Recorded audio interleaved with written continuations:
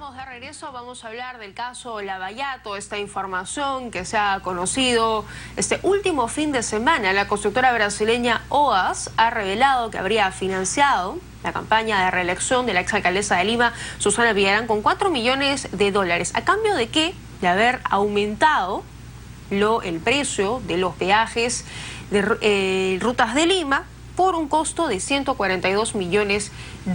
Vamos a conversar de inmediato sobre esto, también las implicancias, lo que pueda saltar también al exalcalde de Lima, Luis Castañeda Locio, con el doctor Carlos Caro, abogado penalista, que ya nos acompaña en estudios. Gracias por acompañarnos esta mañana. Gracias. Bueno, tenemos información ya confirmada de OAS, ¿no?, que habría aportado al caso de Susana Villarán, que tal vez es el caso más cuajado y tal vez es el caso más complicado, porque estamos hablando de quien habría por lo menos solicitado dinero siendo funcionaria pública. Sí, y ahora estaría la conexión, ¿no? Porque la defensa siempre, la señora Villarán, yo pedí plata, yo no la administraba, y eso jamás tuvo ningún reflejo en la gestión. Ahora lo que dice el señor Piñeiro, según la información pública, es que es lo contrario, que ellos aportaron una plata para la no revocatoria a cambio de cerrar un negocio de 142 millones con la empresa. De manera que estamos acá ya no ante un caso de aporte de campaña ilegal, estamos acá ante un caso de corrupción. Y ese tema es mucho más grave que la situación de otros candidatos como el señor Humala, la señora Heredia, la señora Keiko Fujimori, incluso el expresidente Kuczynski. Estamos hablando de una situación particularmente grave, porque estamos hablando de un funcionario público que ha recibido de una empresa privada una cantidad de millones de dólares para luego comprometerse y favorecer a la empresa en una negociación, en un cierre comercial por 142 millones. Entonces es un caso claro de corrupción según el relato del colaborador eficaz. De acuerdo, porque además en los otros casos que también están siendo investigados, armar la ruta del dinero es un poco más complejo, sobre todo en casos, por decir, el de Keiko Fujimori, que nunca tuvo un cargo público, y poder justamente comprobar que ese dinero, el que ella se le investiga, efectivamente fue parte, digamos, de una coima. En el caso de Susana Villarán la cosa es mucho más complicada.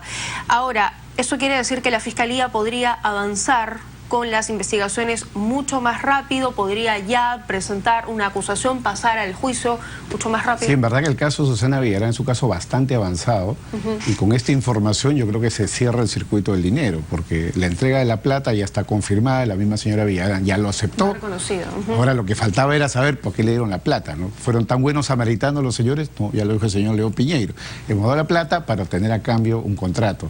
Y eso ya, desde mi punto de vista, cierra el circuito de un caso de corrupción y eventual lavado de activos, y creo que la Fiscalía ya se encuentra prácticamente lista para hacer una acusación a la brevedad. Claro, lo que dice la constructora es que ellos habrían, supuestamente, incurrido en gastos adicionales con la obra, y esto hace que en el último año del periodo de Susana Villarán se firme un acta de cierre de trato directo, ¿no? Es ahí donde se establecen estas cláusulas, donde se establece que se va además a aumentar el peaje. O sea que todos los aumentos de peajes que hemos estado pagando durante todo este tiempo son una consecuencia directa de este acuerdo que se firmó. Así es, según, digamos, la tesis del colaborador eficaz, eso es lo que habría sucedido, ¿no? Y eso es lo que la Fiscalía tiene que terminar de confirmar para efecto de poder dar el paso siguiente, que es la eventual acusación.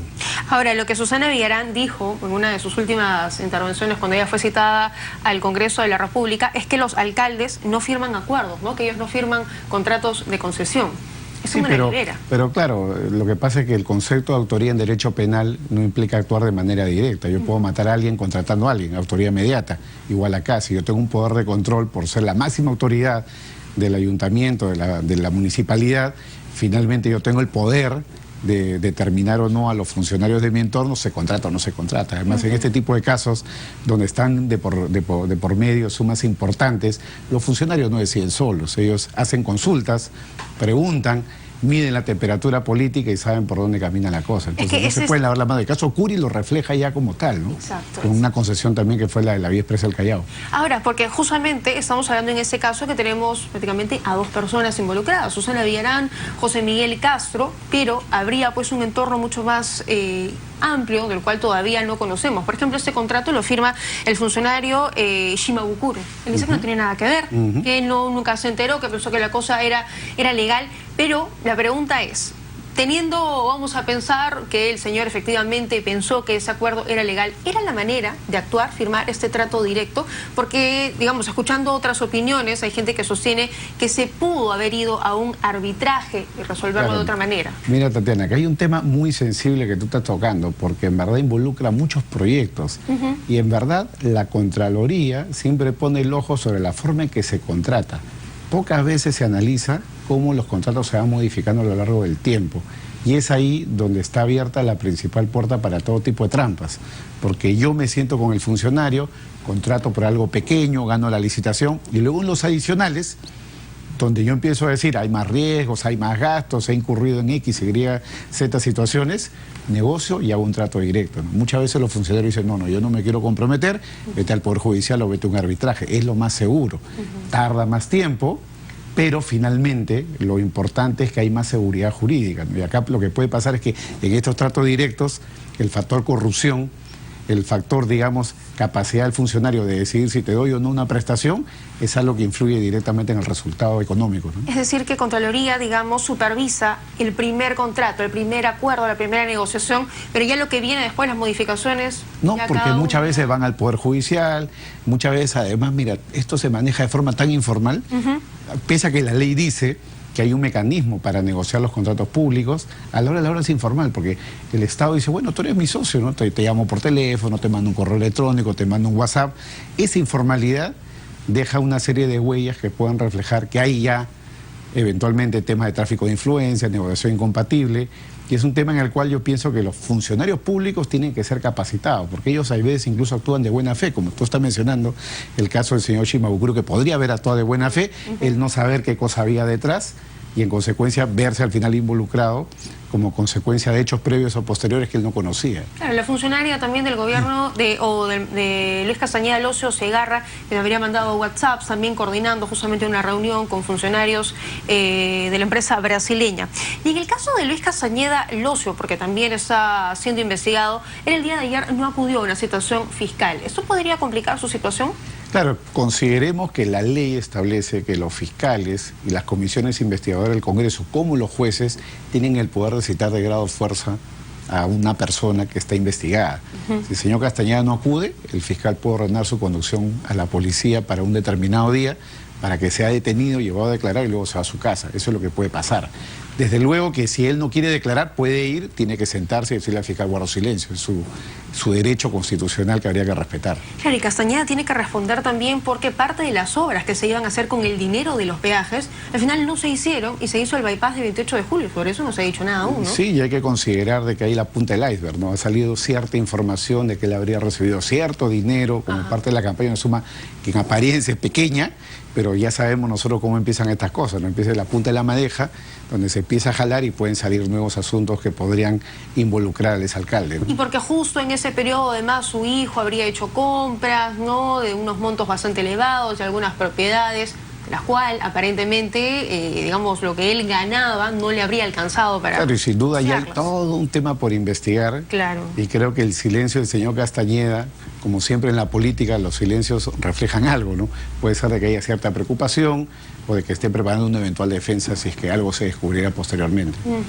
Ahora, prácticamente ya con estas declaraciones vamos confirmando lo que la gente gritaba en las calles, que estos son efectivamente peajes de la corrupción. Y claro, pues duele aún más pagar y sobre todo ver que se suben el costo de estas tarifas cuando sabemos que se había un negociado bajo la mesa. El alcalde de Lima, Jorge Muñoz, ha dicho que va a tratar de negociar, que se va a sentar con los concesionarios que además ahora han cambiado de dueño para resolver este problema.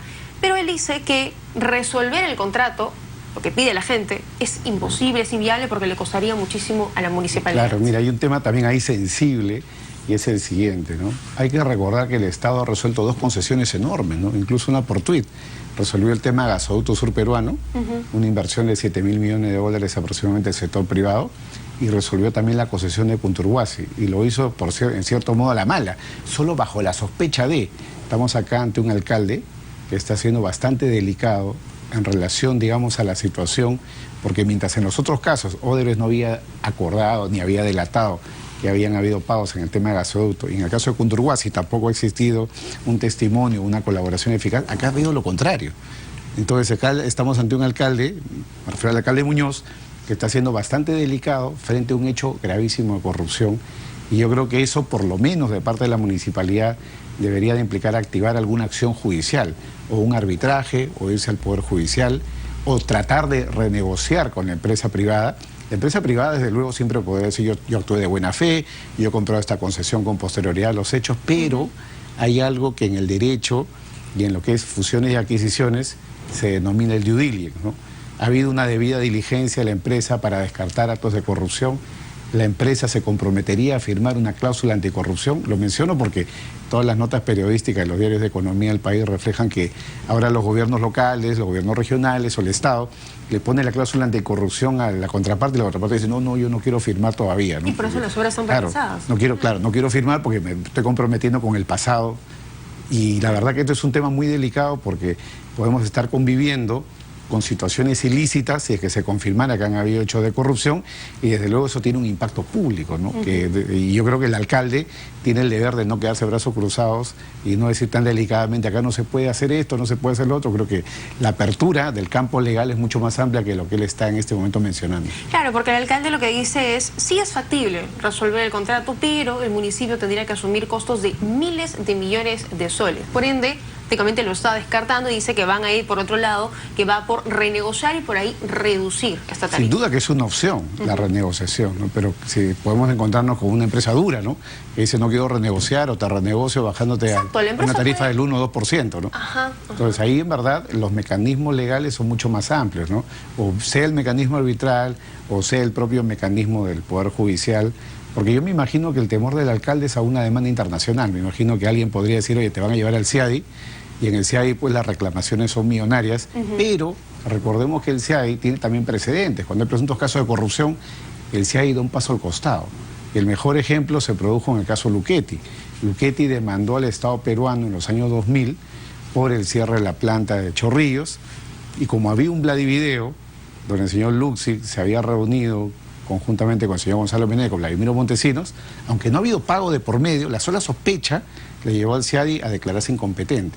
Es decir, tampoco es que sea tan fácil decir nos van a sacar plata en un tribunal internacional como consecuencia de resolver un contrato. Creo que el análisis es mucho más amplio que lo que el alcalde en este momento está mencionando. Porque aquí los actos de corrupción, digamos que están un poquito más cuajados. Claro, y además hay una delación, hay una colaboración eficaz, ¿no? Entonces, no hay que ser tan pinky, yo creo que hay que ser un poco más agresivo en la gestión pública y poner sobre la mesa esta información para que la empresa pues abra sus posibilidades de negociación, por lo menos, ¿no? ¿Y estas dos opciones, del arbitraje o del Poder Judicial, cuánto tiempo en promedio podrían tardar? Dependiendo de si existe una cláusula arbitral, que seguramente la hay en todos estos tipos de casos, un arbitraje te puede demorar entre 1 año y 2 años, ¿no? Y luego, eventualmente, ese arbitraje puede ser impugnado ante el Poder Judicial o puede ser ya, digamos, discutido directamente ya a nivel internacional. Eso puede tardar, me refiero al Poder Judicial, otros 2 o 3 años más, y si es a nivel internacional, podrá 3 o 4 años más. De acuerdo, todavía, exacto, es algo que podría, digamos, alcanzar ya la siguiente gestión. Desde luego, pero hay que ver esto así como la demanda a Chile, ¿no? Cuando el Estado peruano demandó a Chile, eso tardó 4 o 5 años y algo se obtuvo, ¿no? De luego un pelo, por lo menos. De acuerdo. Ahora, quería aprovechar también, doctor Caro, su presencia aquí para consultarle sobre este pedido del equipo especial Lavallato para incautar el celular del expresidente Alan García. Entiendo que esto responde a un pedido de la familia del exmandatario de regresarle sus bienes. Lo que dice el hijo del exmandatario es que o se basa su pedido en la extinción de la acción penal, porque entiendo que a Alan García ya no se le puede investigar, pero su celular podría servir para los otros investigados. Claro, eso es incorrecto, porque, digamos, si el expresidente muere, se extingue la acción penal respecto de él. Lo que es sus bienes pueden ser completamente afectados si es que, por ejemplo, se demuestra que tiene bienes producto de la corrupción, puede haber pérdida de dominio, puede haber incautación, y si se demuestra que uno de sus bienes puede ser útil como medio de prueba, como en este caso el celular, puede ser incautado. Recordemos que la hipótesis de la Fiscalía en el caso del APRA es la presunta existencia de una organización criminal, y allí podría haber información relevante. Sin embargo, hay un tema práctico aquí, Tatiana, y es el siguiente, ¿no? Si bien el juez puede ordenar la incautación, y seguramente esa orden judicial se va a mantener ante la sospecha, lo cierto es que con los celulares que están encriptados, con clave de 6 dígitos, un Samsung, un Huawei o un iPhone, no existe acá en el Perú la tecnología para desencriptar. Lo digo porque ya se han presentado casos en los cuales el Poder Judicial incauta, esto va a la policía, División de Alta Tecnología, y dicen, bueno, ¿y dónde está la clave? Bueno, no la tengo, no puedo hacer nada, ¿no? Porque está encriptado. Hay un precedente que se produjo en los Estados Unidos hace un año y medio, donde el FBI trató de desencriptar información de un celular de un presunto terrorista. Incluso se formó todo un sindicato, ¿no? De Silicon Valley, Facebook, Apple, todos juntos, Microsoft, con la finalidad de proteger los datos, porque yo no tengo un sistema para desencriptar y no me pidas FBI que yo cree un software para hacer esto porque estoy faltando a mis clientes. Justamente yo vendo la encriptación como parte de mi negocio, lo que tú me estás pidiendo es que decline lo que le he vendido al cliente, que cumpla el contrato. Claro, y al final la historia del FBI declinó la acción y dicen ellos que encontraron la forma de obtener alguna información. No sé si obtuvieron la clave, no se ha contado esa parte de la historia. Claro, porque lo mismo en ese caso, el fiscal lo que quiere, no quiere el equipo, quiere la información que está en ese equipo y si no puede acceder a ella porque no tiene la clave. Claro, y además hay que tener en cuenta que el expresidente García es una persona astuta, con lo cual seguramente en su celular no había nada, o tal vez ante claves erróneas tenga un sistema para borrar la información. Porque además él sabía que ya se le venía ya una investigación en curso, de manera que habrá tomado sus previsiones. Tan fácil no va a ser. Ajá, está complicado entonces para la Fiscalía. En tal caso el Poder Judicial no tendría, digamos, ningún motivo aparente para negarle, ¿no? La incautación. No, yo creo que más bien lo va a incautar. Vamos a ver si ojalá de eso puede fluir alguna información. Bien interesante, doctor Caro. Gracias por acompañarnos esta mañana. Gracias, Tatiana. Oye, a nosotros nos toca hacer una pequeña pausa.